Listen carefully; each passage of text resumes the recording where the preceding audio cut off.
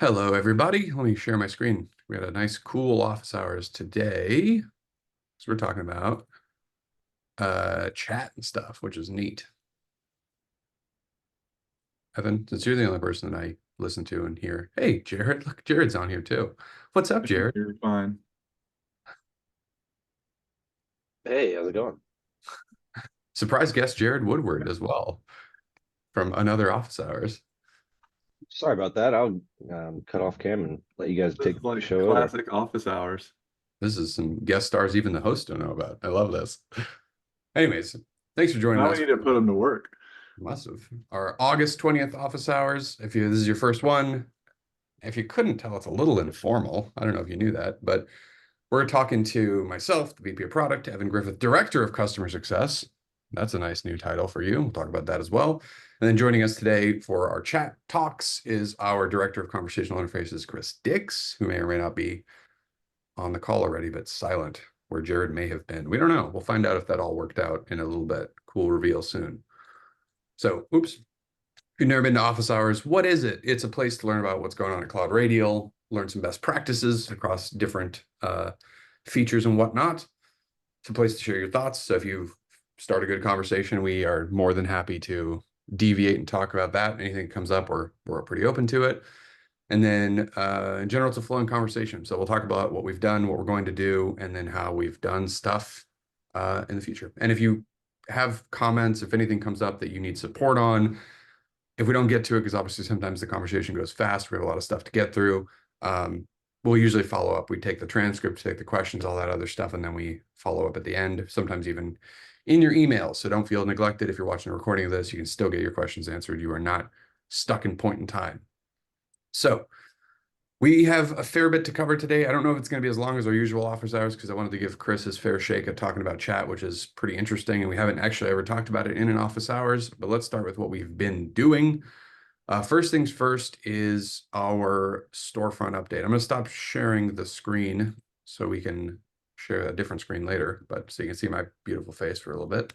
We talked about storefront last office hours, and that was something that we're working on that's pretty interesting. We've had a lot of requests for the partners to come up with, like, we've talked about kind of Amazoning your experiences and whatnot. And we really wanted to see if we can actually do that. And we've gotten pretty close with Storefront. So Storefront is something that we're working with a company called Adaptive Catalog. Again, I gave a sneak preview of it last month. I will now share my screen over the actual Storefront. It's something that is getting beta tested currently. And it's pretty interesting because we think we're pretty much there to that Amazon. The idea is that you have something that it's not quite like our existing service catalog. If you've used the service catalog, you know that you can spin up some of these tiles. You can order some stuff through there. You can, if you use automations, get opportunities to get provision when you order hardware and whatnot. But it's not really that thing where you say, here is a Dell, whatever laptop, you click purchase, you enter your credit card details, and then it ships the stuff, right? That's what I'm talking about when I really say the Amazon-like experience. And that's what CloudRadial Storefront is. And we've been putting a bunch of work into that. So last time I showed some screenshots. This time I can show you some real work, right? Partner settings. This is not visible to anybody except for like one partner who you know who you are. Under integrations, just going to be a new spot for storefront. And then under that storefront, you're going to have the option to manage and set up and stuff. And you can see it's very professional. We have our planner video in there for some reason. There's a reason why this isn't live to everybody yet. We know that. And basically you just set up your storefront and then you are straight into it. So I don't think that this is going to be super pertinent to most people. So yeah, it's Argentum IT stores thing has been deactivated, but this is something that you're going to be able to manage from the back end here to set up your storefront items. Again, setting up kind of a general catalog. And the way that it's going to get invoked in CloudRadial is you're not going to have a storefront tab or anything like that. What's going to happen is when we have our applications area, or like a lot of people have the home page right here, you can set up one of these tiles to be the storefront. And then when you're going to click on it, it's going to SSO users into there. So again, very little to show. Probably by next month, as we've discussed in previous office hours, we're going to have a standalone thing for storefront, which will be very interesting because we're going to get feedback from people. Again, there's a free version. So if you just want to give it a shot with your PSA and use some of your products as some of the pre-built ones, that'll be super interesting. And by SSOing people in there, we're basically taking care of that part of, trying to figure out who they are, what company they are, what, invoices and whatnot, where those go, or what opportunities get created to what attribution. But we're using CloudRadial specifically as the launching point for that storefront. So again, where adaptive catalog is going to be that back end stuff that handles all the difficult part, we are the front facing bit of storefront. So again, kind of sparse for now, but look for that. And again, the tests have shown a lot of pretty promising things, including after this webinar, we're going to be hooking up distributors, which is the real big thing. So with distributor hookups, what's going to happen is if you work with a distributor and maybe multiple, the storefront is going to be cross-looking at stock, shipping speed, all that other stuff, and presenting the best thing possible for your customers. And then obviously the ones that give you the margins you want, they order it, they pay for it, and you're good to go. And they do all of that kind of self-contained within the portal. So it really is kind of, again, that complete Amazon experience. Yeah, it's really exciting just to see the time saving that's going to be helpful for anybody who gives it a shot, even with the starter version. So Yeah. definitely be on the lookout for it.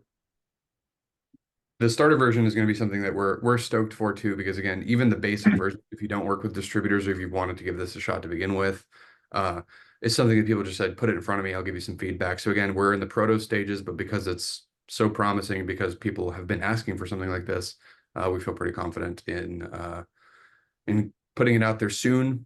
Soon being, I'm hoping for within the next month is my aggressive timeline to actually have like an open beta for it, so you can try it out for yourself. And then we'll get feedback from there, kind of like the planner, which we'll talk about in a second. All right, the second big update that we're doing is something that if you've ever used courses in CloudRadial, this is a near and dear to you. So this has been a kind of a pain in the butt for a lot of people. So course management, LMS stuff in CloudRadial has been pretty good, because again, you can build your courses. Now, we've never claimed to be some super high-tech LMS. We have a lightweight LMS. I think that's even what you'll find on the site. And if you talk to people, that's what it is. And what we define as lightweight, our colloquial lightweight, is basically it kind of ticks all the basic boxes, meaning you got your courses, you got your lessons, right? So you say this is a course on training for security, right? Phishing attacks. Okay, you can do multiple lessons for the phishing attacks. You can do like some kind of a basic quiz for that, true, false, multiple choice. And then once you write your stuff in, put a YouTube video, put whatever video in there, you put it out there and then it populates your stuff. Awesome. The majority of people that we work with, whether you consider yourself an MSP, TSP, IT service provider, VAR, whatever, the biggest pain in the butt is not necessarily doing that. It's just finding the course creation process, or like putting in your IP, putting in the training that you want.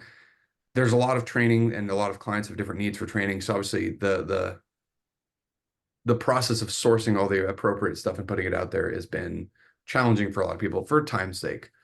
Now we do partner with training providers, right? So we talk about Bigger Brains a whole bunch. You'll see a lot of Bigger Brains courses. Everybody that uses CloudRadial has access to the Bigger Brains courses. You'll see them because they typically have a brain in there. And the way that those work is that when you enroll into a Bigger Brains course, right, and you say like, yeah, I want to take it, it frames in the Bigger Brains course, and then the users can take it and they're off to the races. And then you can see this is actually Bigger Brain stuff framed into CloudRadial, right?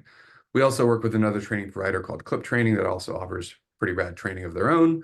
And they do something similar where it's not quite like Clip Training, I'm sorry, like Bigger Brains, where it's framed in. But when you actually go into a Clip Training course, this one should authenticate you and then basically frame in the stuff inside of Clip Training. So in either case, what we're doing technically is you can build courses directly inside of CloudRadial, like I just showed, where you can add them in. And then if you get your courses from a third-party provider, which a lot of our partners do, it's a matter of putting them in there, authenticating them in some form or fashion, and then having some way to either track that content and or keep up with it. And that's why I'm bringing this up during office hours, is to keep up with it. It's become a pain. So it's become a pain because both Clip Training and Bigger Brains, and also the many other course providers that we want to work with, because a lot of people come up to us saying, hey, so-and-so has really good content, so-and-so has really good content, there's more and more and more. And we're not in the business of being, choosy and preferential over one vendor over the other. Obviously, we're trying to offer that client-focused experience where you can get what you want. We need some way to be smarter about this, because what also happens is as these people come up with better courses, they come up with bigger courses, and you want to update, right? So Bigger Brains is one that has become a little bit obvious for us, is that every quarter they add more courses, they change their format, they made the courses bigger, they've added more rich, experiences, they have quizzes and whatnot. it's really kind of painful for our partners to keep up with that stuff and to find new courses, add them in, push them out, all that other stuff. So for our training in general, CloudRadial is doing a migration. We're swapping to a different approach that I think is going to be better, which is we are going to find a way to frame in kind of an entry point to Bigger Brains, clip training, and then in the future for other stuff with SSO. So as you load in users in CloudRadial, they go to their university. When they click on one of these things, they just get that course directly framed in. They don't have to kind of go through all this process, whether it's from here or kind of like I showed at the storefront, whether you want them to access it from here. And then we're working with these providers to try to figure out if we can get that course progression also tracked inside of CloudRadial inside of our compliance and training area over here on the left, which is where the courses are tracked right now. So we figure if we can get the burden shifted to hosting the courses on the course provider side, and we just get the training thing, then it's a lot less load on CloudRadial servers, which should fix speed for everybody, right? Because what we're doing is we're pushing a lot of stuff in our publishing servers, a lot of the stuff that causes slowdowns that you may have seen in CloudRadial is caused by a lot of these courses because they're huge content. There's a lot of stuff to shift around. So that's one, speed's going to be really good. Two, simplifying access, right? There's no more need to find a specific course. You kind of get into the portal, you navigate it in there.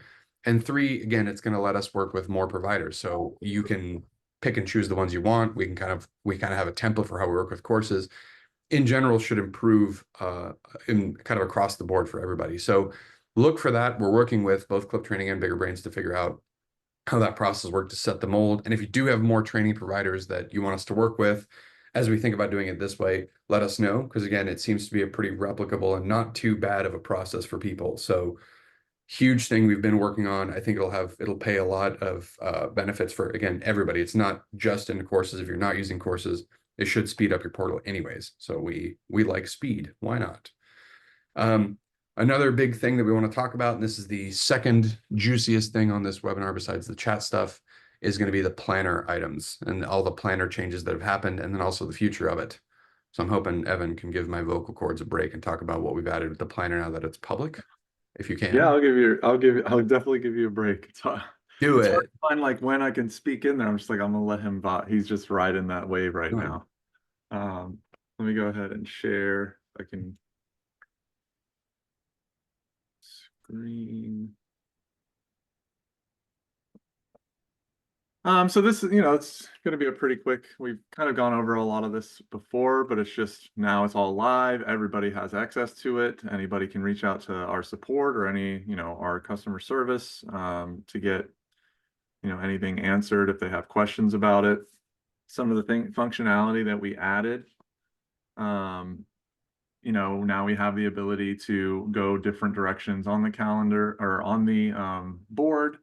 So it's more of an open roadmap. Ricky and I had fun testing this, and we tried to test how far back we could go. And so as far as we know, it's pretty indefinite. Best thing to do is when you start getting in different directions, you could just click this today button, snaps you right back. Another thing that we did was actually pretty nifty, is going to we changed some naming here. So now this is timeline. It kind of matches what's going on, and it gives you the ability to choose quarter, offset, and project dates. Just basically a quick explanation of quarter offset is it's how Planner functioned before. If you don't know how it functioned before, basically it just means that when you click the today button, those items are never going to leave this view. So when the quarter changes, they'll shift with the quarter. And then if you use project dates, that's where you start being able to decide when, in the future, or if you wanted something that was done in the past that that maybe you want to record there, it can show up as well. You might have noticed an update to our tables. They're all more standardized. You have the ability to use the filters in a lot of our other areas. And again, this nifty question mark here if you want more information. And then finally, specifically for this location, we also added the ability to have client decline status, which we didn't have before, which is just going to give you, you'll be able to see that client decline status under the list as well. So it'll allow you to kind of filter and decide, you know, what you're trying to look at or what you're trying to see. No, I'm not gonna I'm not gonna do this to you on camera, but at the same time, I've had plenty of people that, you know, have already given me some good feedback, and obviously please feel welcome. Again, Evan's not done with the explanation yet, but there's obviously some tweaks we can expect to have. One of the ones that I know some partners already brought up to me is like just making that more prominent. So maybe even highlighting it in red, doing something like that. So keep in mind that, you know, we didn't call this Planner 2.0, boom, we're done. This is part of like a series of smaller but more frequent planner rollouts, as you'll see in a minute. Like we have bigger plans for this. So if you're like, cool, if you're a new partner, especially I know a lot of new partners are like, wasn't it always multi-year? It was not. For a long time it was not, but soon it will be. Yeah, and I It mean, is actually now. nothing's ever done. So if there's anything prominent that anybody wants, feature requests again are the best place for us to be able to record and track all of your ideas. Mhm. Like ideas, you know, get the most votes. So things like that can help us decide what you guys really do want. The other thing we added was the ability, which we showed you before, but now we'll be launching that. I believe we said next week. Yeah, either by the end of the week or next week. We've looked at it before, and I think I've covered it in office hours. It might have been a couple months ago, but like again, because now where it's basically, you know, the summer of planner, we're just trying to focus on a bunch of planner updates we wanted to do.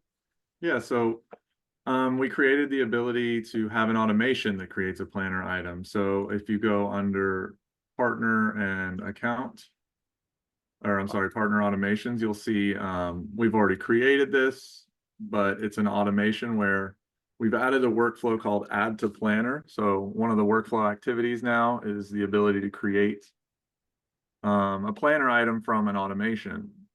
But not only can you do it by triggering an automation, you can also utilize tokens and use them with feature requests to really, you know, get something from your customers or your end users perspective, or basically get them to be able to request to add some, and they can add something to a planner. You know, similar to like it's an opportunity. If a customer wants to schedule a review with you, that could be considered an opportunity to you that you want to start tracking. So if we go ahead and take a look kind of how this was built out, I'm going to get a little technical just for a second, but you have the ability to select the question type automation, and you can choose that automation that you created to add to your planner, to your service request. That will then allow the end user to go in, and I just got to make sure Evan Griffith is the guy. And when they submit a request with an item that has an automation tied to it, such as the add to planner, this form can be filled out. I already did this. I like to do things prior, just in case, you know. So I'll go ahead and show you what happens when the form gets filled out under account planner. We have the review yearly budget. I answered the following questions. And it just is going to give you the ability to give your end users the opportunity to create opportunities, so to speak. So normally only account managers or admins of the planner location can really create or help you collaborate in deciding what needs to be talked about. But now you can give your customers some control, or even just your customer admins some control of saying like, hey, this is what I want to talk about in your next meeting with me. So I'm going to put something on the planner. So we now have the ability to create automation activities that can be tied to service requests. So now you kind of, there's just more flexibility, more customizability. Those are the two things that are going to be coming. Like, well, this is coming either this week or next. We'll be turning that on, and you guys will have access to it. And then also in the near future, that's being developed as we speak. Maybe not as we speak, but maybe like in 5 minutes. Not entirely sure, but it's the ability to see. Hey, don't ruin my thunder, dog. What? You can't talk about it. I'm gonna show it. I'm gonna show it. Oh, the ability to show. Well, I can at least, I could All have right, fine. Tee it up. Sorry. asked it to you. Fine. Go ahead. It's the ability to show, which apparently Ricky is going to do, opportunities and projects as planner cards that are syncing with the PSA. God, Go ahead and show that off, Ricky. worst and fine. Well, now you blew my cover, so everybody knows. Maybe I don't want to show anymore. Hey, I'm just saying, before this, Ricky told me to talk about the past, future, and present of the planner. So True. It's true. Yeah. So that's right. Because like when we launched the stuff that Evan's talking about, people were like, "Is that it?" It's like, no. We wanted to, product wise, when we laid out the kind of the roadmap to expand our planner out, we always wanted to do like a lot of stuff. But again, people were like, "Why the multi-year?" Again, multi-year is the prerequisite for basically everything our partners have ever wanted. Where it's like, if we want to do project dates, if we want to do quotes, if we want to do showing projects, we need anchors to say like, when's the start and end date? What's the decline status? What's the on holds? We need just more right. flexible stuff. So yeah, he's totally right. I mean, a lot of the stuff that we showed so far is a prereq. So again, as we get into that, again, I'll show you, this is the current live version. Everybody has access to this. Yes, as you just showed. Awesome. Changes, like I said, coming to that soon because we still have some feedback. And again, this is the perfect time. If you have some feedback on Planner, this shouldn't be one where we're like, okay, we'll address it in a couple of years. We're trying to gather all things and be more efficient about how we get it. This is a dev environment about to show. So if there's jank, don't be mean to me. It's janky for a reason. But here is my, haha, look at that. So basically, this version is the Proto Next version, and this is where you can select what shows up or not. So whether you want to have this available for a company, not at all, you can toggle stuff on and off. So maybe you just want to focus on what's upcoming. Maybe you want to have your freestanding planner cards. Maybe you want to show your quotes or not, have them disappear and appear. And then what we're doing right now is we're making sure everything tags properly. So we have, our quotes, our opportunities coming in with the project, the monthly cost tagged up, trying to get them to display. Sometimes it works. There it goes. It does work, right? And basically what we're doing is we're grabbing this same information that we pull from the PSA anyways, and then just relaying it inside of the planner card. So it's relatively simple, but at the same time, it gives the client and yourself a single visibility, so you're not having to jump back and forth between tabs. So this toggle ability, again, we're looking at doing it by customers saying like, maybe you want to do that across everybody. They can toggle quotes. These buttons are not something that are going to be visible to the average user unless you give them the right permission. So it's also not something that they can see if they don't usually have access. So we've gone through a lot of these thought processes to go all the way down. Like, can they see this? Should they see this? How would you toggle the preferences on and off? But what I want to take away from this office hours, at least as we think about this, is we're trying to again make Planner more useful, right? Obviously, we're trying to make it more visible and we're trying to make it more customizable. So a lot of the changes that we're going to look at in the future come down to if they fit the bill for any of those things, then we're going to have the ability to do that stuff. So again, should be pretty neat. And again, we're hoping to get this guy out not too long from now. The bummer about this one, I'll say it now in office hours so people don't get surprised later, is that this dependence this feature is really dependent on whether we can pull that stuff from your PSA. So the two big ones that the majority of CloudRadial customers, not MSPs, just CloudRadial customers, are on ConnectWise, PSA, and Autotask. That's not to say it's not possible. Like obviously, like the other PSAs, if you have a quotes opportunity section in your portal and you can actually see them under here, chances are we can pull them in. If you don't, either that's a limitation that we haven't worked on or that's a limitation in the API with that stuff. So again, be looking for that. We're trying to make sure everybody, regardless of how you have it hooked up, you can pull that stuff. But if not, we'll work on it. And I know a lot of times people, especially with projects, for example, projects specifically relates to the projects in the PSA. Does that mean that we don't want to have this open to projects in general? Well, one of the things that we've talked about forever is having something opened up, right? API wise and or just in general. So even this is the next step, just like multi-year planner is a step that we can use to pipe in stuff with dates. Having something open that shows project cards basically means that we've defined a new category of card, which means that when we get smarter, bigger, and more agile, there's nothing stopping you from piping in other stuff, or there will be in the future, meaning that if you're pulling in stuff from, I don't know, Asana or Jira or whatever, maybe you can do that in the future too, right? So this is the stuff that's foundational that we wanted to take a stab at beforehand, lay the foundation, then backfill it in as we go. So trying to get smarter about that, trying to make this again bigger, better, and more powerful as we go.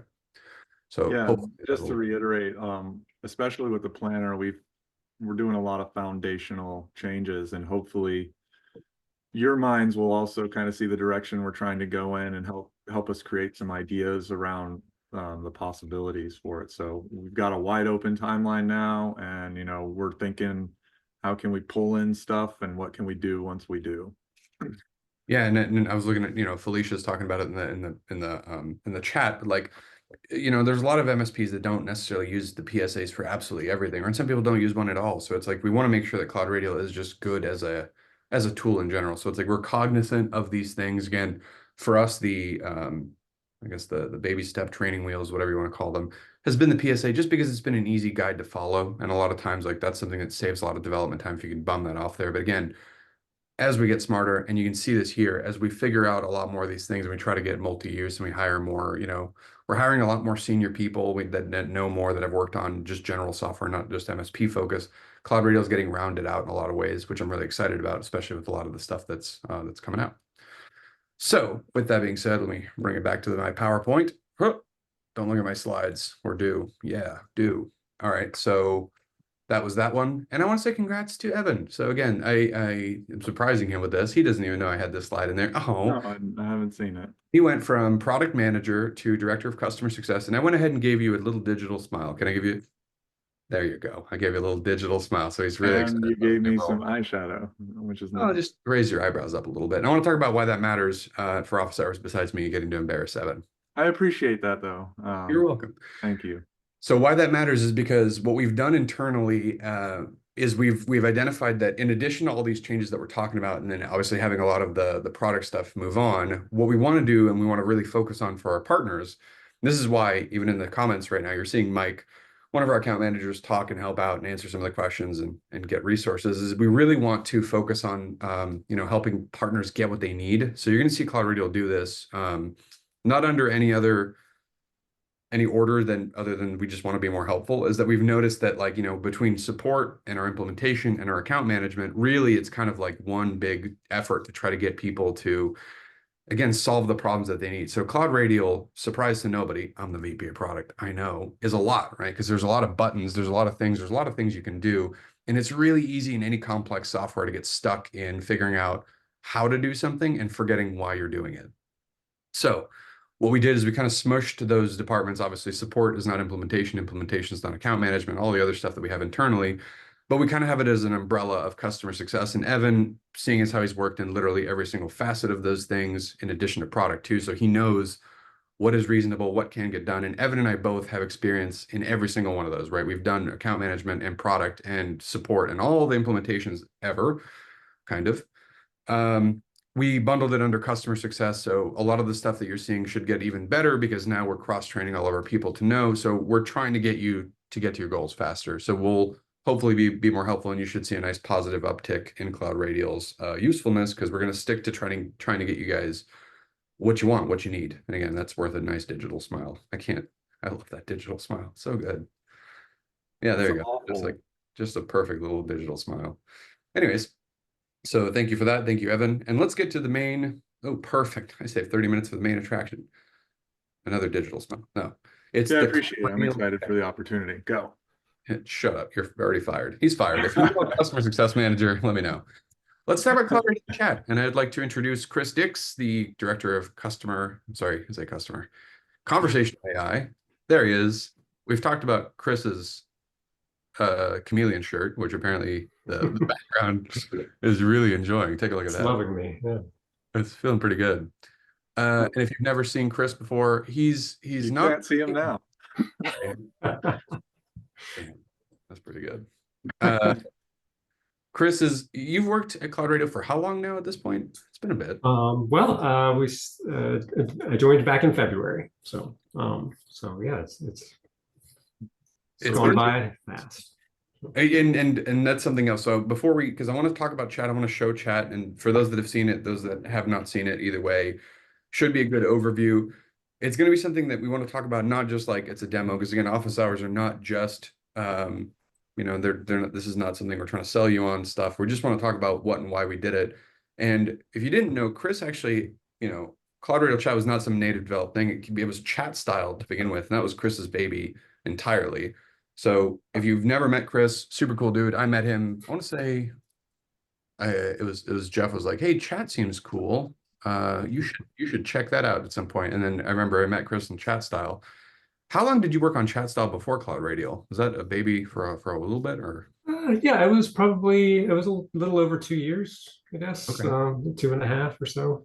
That from just getting started on it to when we uh, joined forces. Actually, Matt, yeah. And then like you did what was I think your first like was your first big release, was it Pitch It at ConnectWise? Is that the first time you kind of like really went out there?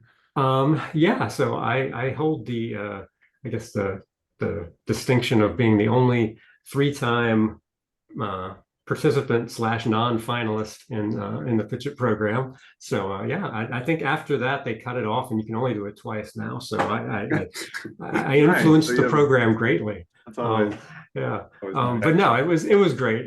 Yeah, it helped me learn a lot more about the MSP space, since I've worked with MSPs, for a long time, but I've never been one.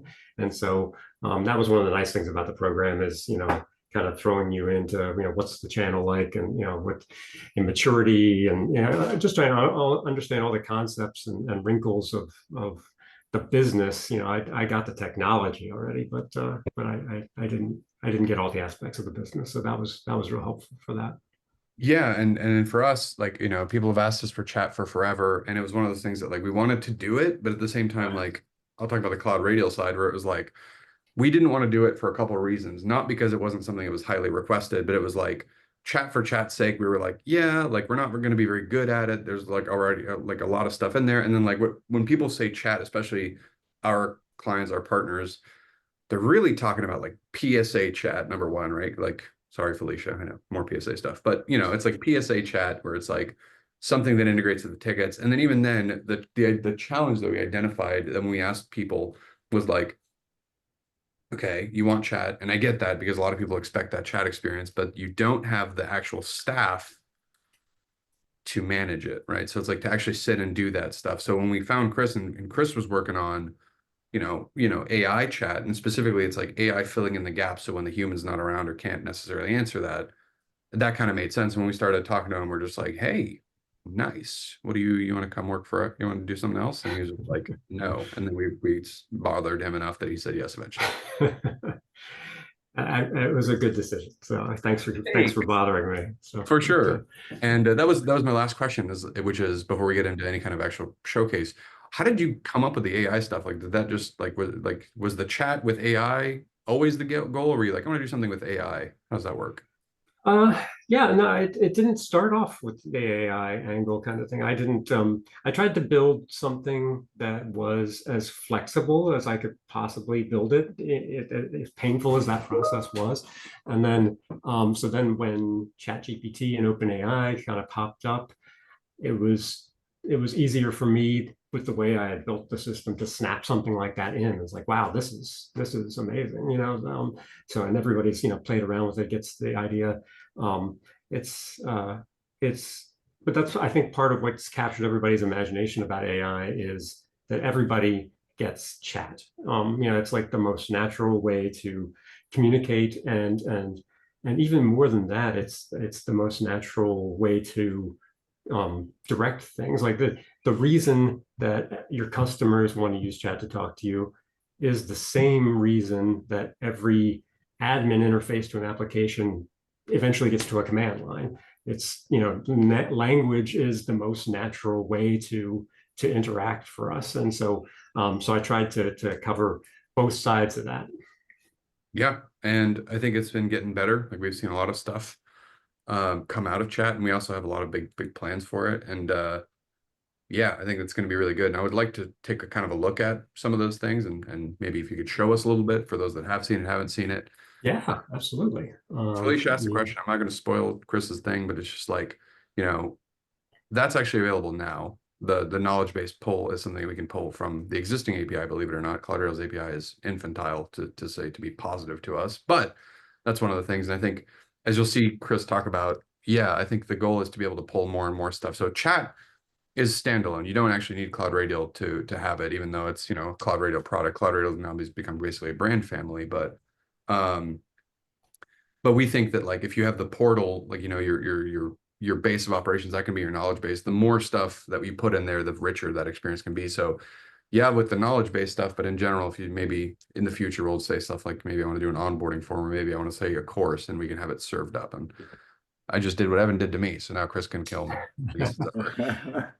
So, no, thanks. And I'll just, I'll do a quick demo, or at least show kind of how most of it works. To your point, Ricky, one of the things that I think is most important about it is that when you say chat, what does that mean? It means something different to everybody.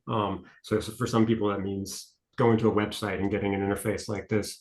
For some people, it means sending in a text message. Some people are talking about Teams or Slack.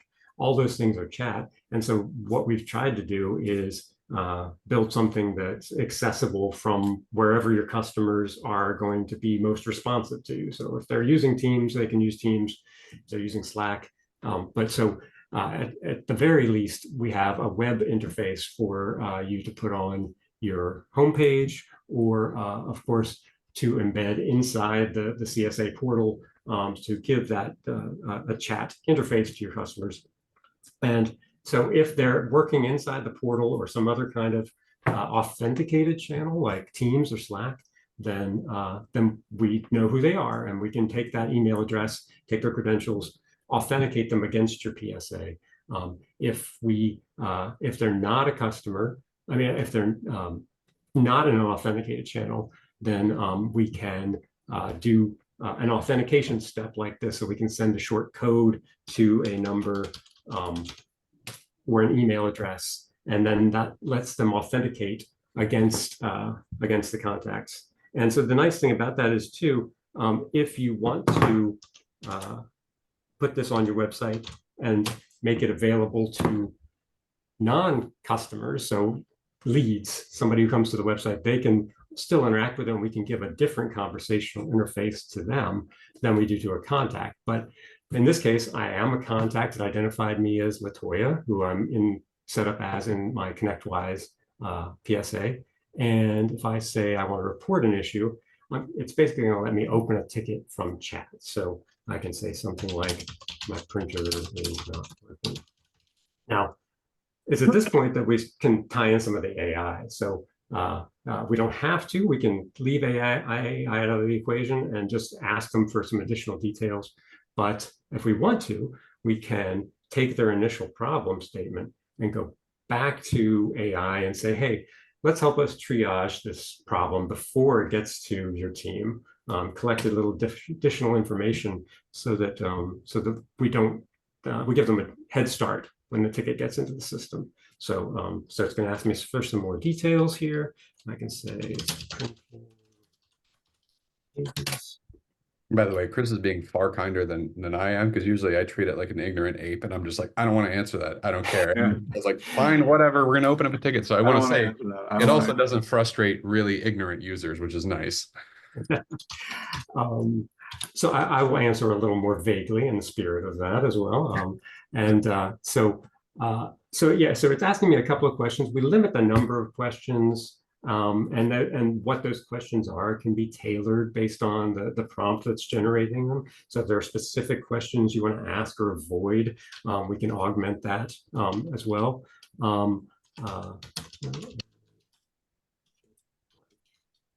And so once we get enough information based on how we've got it configured, then we can go back to your PSA, whichever PSA you're using. We support chat interface for all the same PSAs that CloudRadial supports for the portal. And then inside of ConnectWise, we get or whatever your PSA is, we get a new ticket that's tied to that contact. We give an initial description based on a summary of the conversation up to that point, the questions it asked. So that is the first half of the process of chat.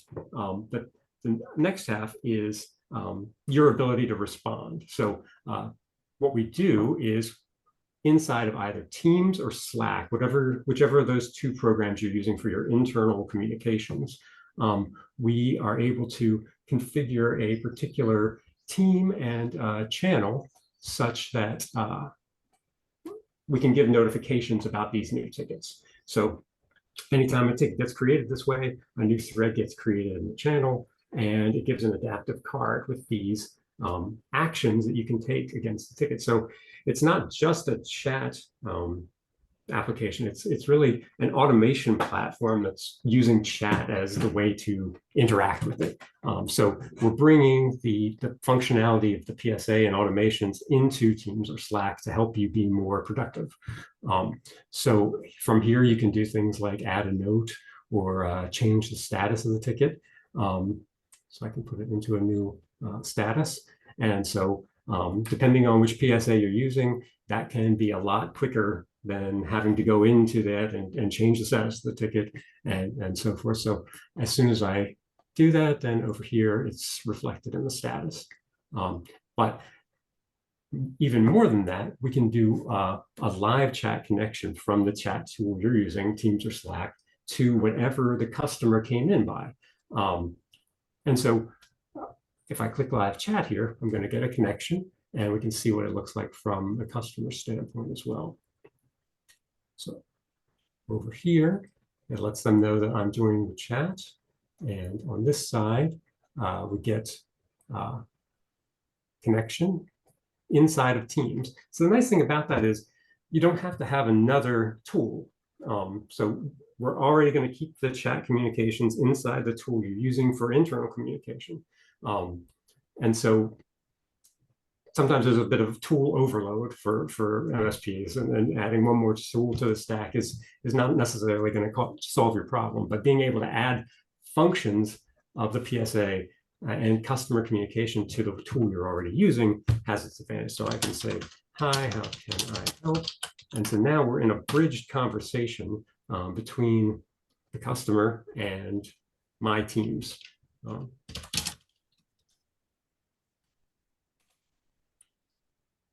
And so it doesn't matter where the customer is coming from. If they're coming from the web inside the portal, if they're coming from Slack, sometimes you have a customer who doesn't want to give up Slack and you're a team shop, or vice versa.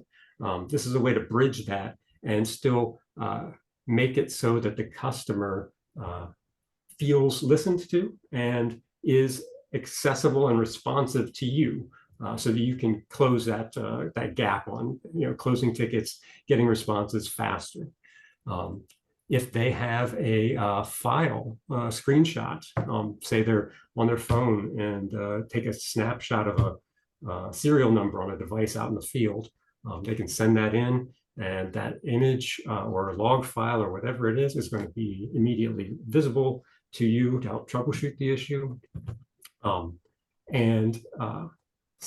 the nice part about this is too that it's all tied to the PSA. So if once the conversation is done and you feel like it's been all solved, you on your side get to decide about ending the chat. And so we can do that in a couple of different ways. There's an end chat button on the card. We have timeouts for inactivity and things like that.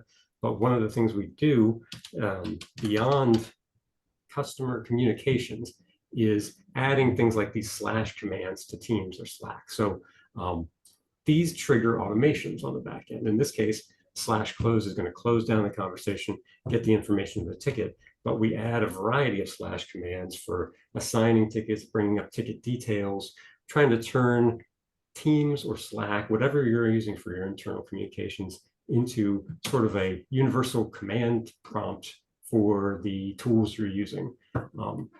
So now the customer goes back to an automated interface if they return, want to communicate with the bot again. And from our side, we're going to kick off some automations. And one of those automations is the ability to suggest a time entry around the ticket. So in this case, we're looking at the conversation. We are deciding how long that was and auto-suggesting a time entry to your team member. So that just helps to make sure that those time entries don't get lost, but they can still adjust these values to fit what actually happened. Maybe it was longer or shorter than the conversation in Teams reflects. But so if I add that time, then we're going to get a time entry on the ticket as well. So if I come over here and refresh, and so we're getting the transcript of the ticket. Oh, I forgot to change the status. So we're getting a time entry on the ticket. We also get attachments as well. So since we exchange some documents, we'll get that after the fact. But all those things are going to run after the time entry. So to see here, now we're collecting the data, updating the ticket.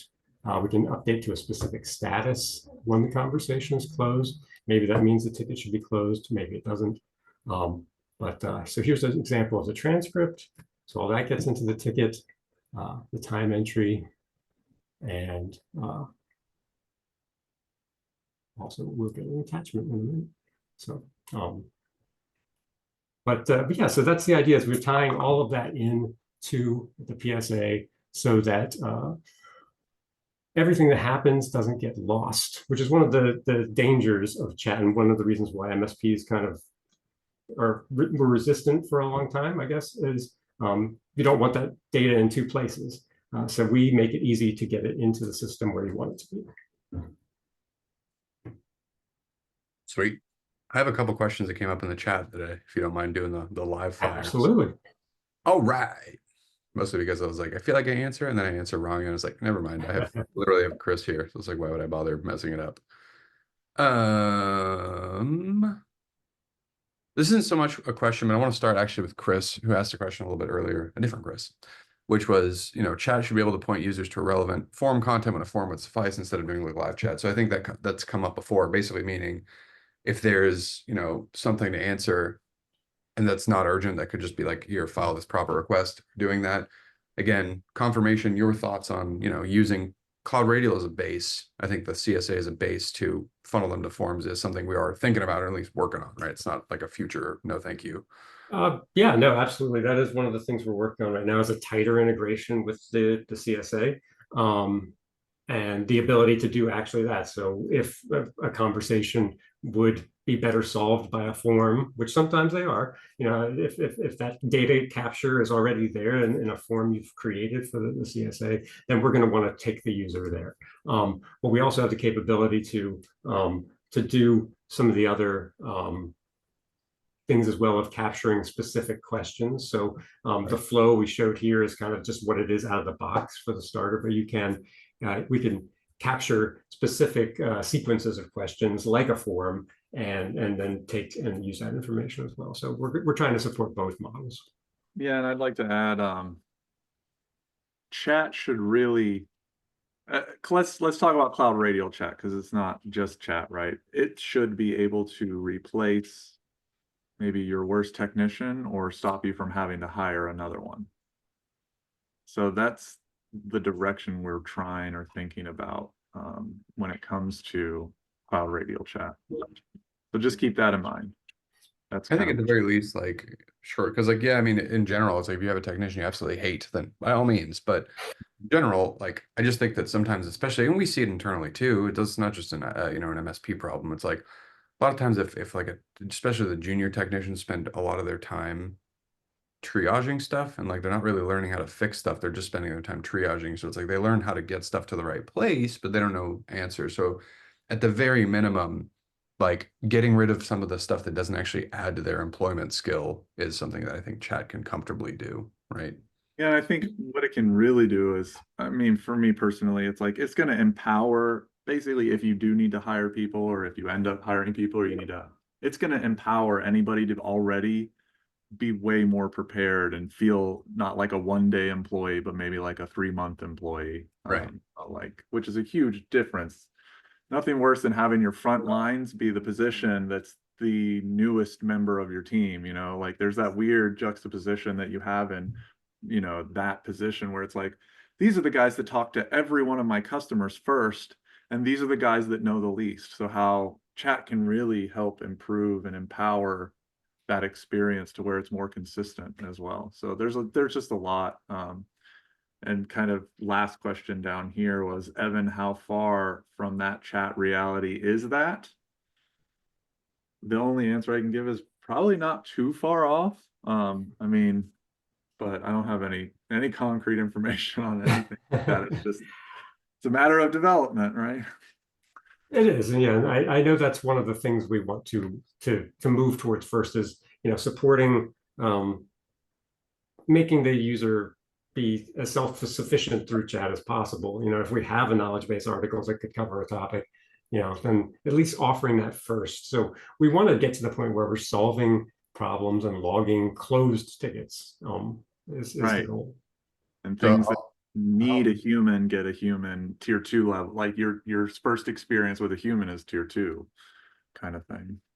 Yeah, and I'll answer I'll answer in a way that I don't think either of these guys feel comfortable or can answer, because that's our bag. So basically, to make what we're talking about now with chat a reality actually has to do with the planner stuff that we talked about earlier, because what we're focusing on again is we're working on the planner, we're working on a couple of other bits of stuff that I think we've mentioned it before, but like some higher level visibility. I kind of promised Frank earlier in the comments that I talk about like global token views, and like one of the projects we want to do is, I think I mentioned it before, it's like a partner center, which is basically like a high level overview of like a lot of management of the clients, right? And whether that's a specific thing for where you see your tokens globally, where you see, the state of your clients' policies globally, just a global center. So we know we're working on the planner stuff. Like obviously that is in progress. We have our global overview of the partner center. Now that global overview of the partner center also means that to report globally and we want to do multi-sources, we have to open up our API. Without that open API, Chris can't grab the stuff that he needs to feed the sources. So it's not necessarily Chris and chat style and / CloudRadial Chat we're waiting to develop. He needs CSA to be able to do that. So it's on us. Now again, we're trying to do that again realistically probably by the end of the year. So we set it, because as much as I'd like to say next month, this month, whatever, some of the planner stuff has taken us longer than we thought. Some of it has taken us shorter. So I would be willing to guess that again, in the next 6 months, that'll probably be a reality, not necessarily 2 weeks is my guess. Well, yeah, and we're currently talking about it, and we're currently talking about getting it done. Like we're trying to get it done. So these things aren't things we're just like, that'd be a cool idea. It's like we're trying to figure out how to get it done. We just don't, Right. these things take time. We don't want to rush them. But usually when people, it's like, to be fair to everybody on this call and post, and people say like, when is it going to be? Like they're hoping to say like, Q1 or God forbid if I'm like March of next year or whatever. So try to get you the accurate date, but obviously things get scrambled whenever we have to go patch some stuff up, or again, like the planner stuff. So we look at it as a rule of like, many, but again, it is something that we're concretely doing. Same thing. It's like, you can see that even though we call it CloudRadial Chat, as Chris demonstrated, it's much more than that, right? Like, I mean, it can be something that's much more powerful for, AI assistance, just automation. Even if there's no AI in there in general, it's like, it is more than that. It's just is the quickest way to talk about it. So because of that, it's not quite as simple as flipping a button on and calling it done. But at the same time, like, want to work on it. But I want to get through some of these questions because otherwise I will ignore them and then I'll feel bad. It was next one. I think Stan asked, how is chat handled when a support team's looking at a channel? Will there be a specific way of funneling specific chats or specific clients to specific support staff? Is there a way to route that? Yes. So from a configuration standpoint, there are tiers for the application. So in the professional and enterprise tiers, we can configure a lot of different things about it. And one of those would be for a given client, where the chats and tickets go in Teams, what channel. So we can configure it for a specific client to go to a specific channel. And then visibility into that channel, is based on Teams access in general. So, as far as responding to those, we have 2 different ways of doing it. We can either click like I did and have it transfer out of the channel to be handled, or it's also possible to handle the communication in the channel in a thread with responses that are directed to the bot. So there's a couple of different ways it can be configured, and it's really very flexible, and it just requires a little bit of setup to make it fit the process that you want to have it use, and a lot of people use it in different ways. I'm just responding to Joanne, who asked if the office hours recording will be available, which I'll address again. It will be once the Zoom stuff is wrapped up. I post this stuff on YouTube, like they're available on YouTube, and then what I do is, whether it's the day of, day after, depending on if I have lunch or forget, one of the two usually happens. I'll post it in the in-app stuff and then in the community and stuff and say, hey, this is available now, so you'll see it. So if you want to share this or talk about it, or have follow-up questions, again, you can always reach out to us anyways. I know we're close to wrapping up, but yes. And yeah, thank you, Chris, for answering that one. I think, let me see if there's another one I missed. Joe, a couple people are asking even for more stuff. Like it's really for some of our prospective clients, right? Obviously, the office hours is for them, but Chris and I are doing a separate from this webinar tomorrow on a deep dive on chat in general. And I think we'll post that somewhere on our website as well. And that deep dive on chat's like an hour dedicated just to it instead of like being mixed in with a bunch of office hour stuff. So if you're looking for that stuff, I'll post that too. So you can see a little bit, maybe more behind the scenes. If we want to talk about some workflows and whatnot and how that all works. TBD. This was like the high level. Here's a thing you may not have known that we have. I got lost, guys. I feel good that it's a good conversation, but now I'm like scrolling endlessly through a bunch of questions. So Frank said you can use Teams on mobile to just shove a picture in there with your mobile camera. Is that possible? Yeah. So yeah, if you install it into the Teams tenant of the customer, I mean, or you could use it mobile as well. So people you could respond to a ticket from your mobile Teams. If you installed it into a customer tenant, they can use mobile Teams to snap a picture with their phone and upload a file into the ticket. Sweet. Excellent. I want to say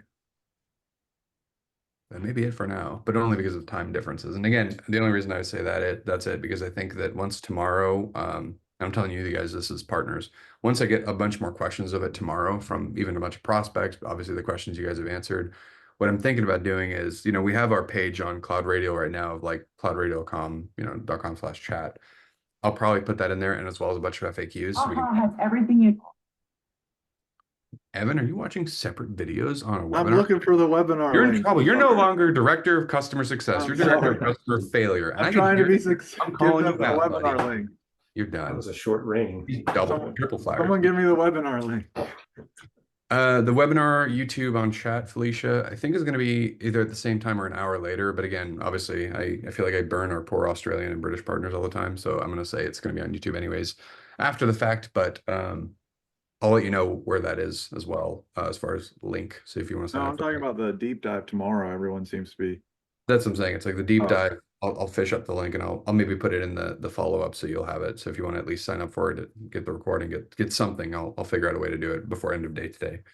But anyways, for Frank, I think asked something else that I wanted to double check. Yeah, Frank keeps asking, and I want to make sure he gets his thing questioned, his question answered, that they can't just copy paste, I guess, a screenshot into a chat. Is that right? Or how that works? Like an actual chat when they're in their window. So if they're using the web version, then we actually have a little screenshot button that can be enabled in the web widget. So they can click on that and take a screenshot or a shot of a particular window, and then Control-V paste it in there. Yeah, it'll paste it in and send it in as an image. Sweet. All right, like I said, I don't want to cut everybody off, but I know everybody is like, hey, it's 12 o'clock or Central. And there's more to office hours. I was going to bring up my sweet blade that I homemade, but I didn't get enough time to do my bit. All right, next time. If anybody's an old CloudRadial head, I do a blade of the month segment, and this was going to be mine. I'll save it for next office hours. We'll be back to that. Anyways, thanks everybody for joining us. I'll post this up. I'll get you more details on chat and Chris and whatnot. Chris, thank you so much for joining. Appreciate you. Evan, thank you. Congratulations on your demotion and promotion in 1 hour. Somehow. Appreciate it. You're out of here, dude. You're done. You keep watching YouTube videos. Roller coasters are really fun, so we're good. I'm so sick of you. All right. Good night, everybody. Good See you guys. See ya. See ya.